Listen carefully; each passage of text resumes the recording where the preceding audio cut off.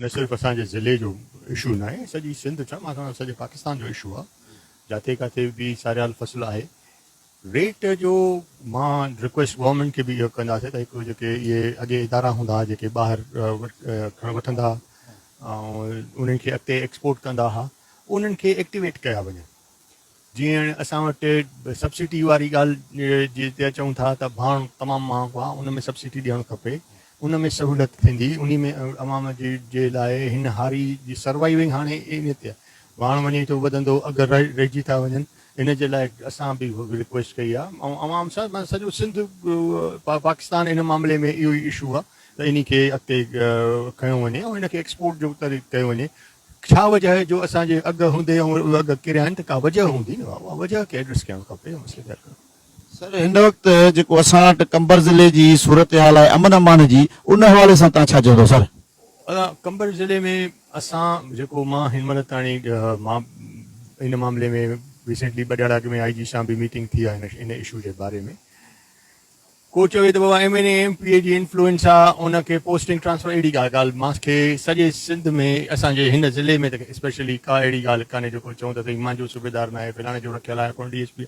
Open hand आहे इन्हनि खे ऐं इन्हनि खे पंहिंजी कारकर्दगी खे बहितर करणु खपे। इहो को अहिड़ी शइ न आहे जो जंहिंखे असां चऊं त बाबा इहो को अखियूं ॿूटण जहिड़ी शइ न आहे। इन में तमामु हद खां वधीक हालात थी विया, कुबे में मसइला थिया आहिनि, वार में मसइला थिया आहिनि, कंबर में मसइला थिया आहिनि ऐं इहे को ईअं न थिए त जो कोई हिते असां वटि ज़िले में ईअं न हुयो। हे ज़िलो असांजो माशाअल्लाह अॻे को ज़माने में हूंदो हो, पर उन खां बाद असांजो हीउ ज़िलो तमामु अमन पसंदि ज़िलो थियो। मोटरसाइकिल जी सॼी थोरी चोरी बिल्कुलु थींदी हुई, पर उन ते क़ाबिज़ थी वेंदा हुआ गवर्नमेंट पंहिंजे एक्टिवेट थिए, सरकार आहे एक्टिवेट थिए। 2.5 पौणा 2,000 पुलिस फोर्स आहे, 28-2900 पुलिस फोर्स आहे। थाणनि ते केतिरी फोर्स आहे उहो असां अवाम खे ख़बर आहे। उन्हनि खे नौकिरी जेको पुलिस वारो करे थो त उहो पुलिसगिरी करे पंहिंजी नौकिरी करे, ऐं जो वीज़ा ते आहे किथे आहे उहो त IG साहब खे पुछा करणु खपे, असांखे त निशानदेगी करण जो कमु आहे। सर 40 लख अफ़गानी पाकिस्तान में रहनि था ऐं अफ़गानिस्तान असांजो पड़ोसी मुल्क आहे, पाड़ेसरी मुल्क आहे, उहो पाकिस्तान सां जंग करे थो, उन हवाले सां तव्हां छा चवंदो सर?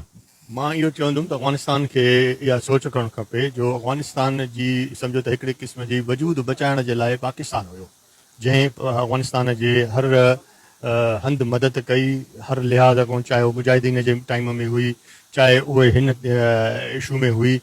टेररिज़म जेसि ताईं पंहिंजे सरज़मीन तां दहशतगर्द वारो ज़मानो ख़तमु न थींदो, चाहे उहो कहिड़ी बि सूरत में हुते आहिनि, तेसि ताईं इहो मामलाती हल न थींदा।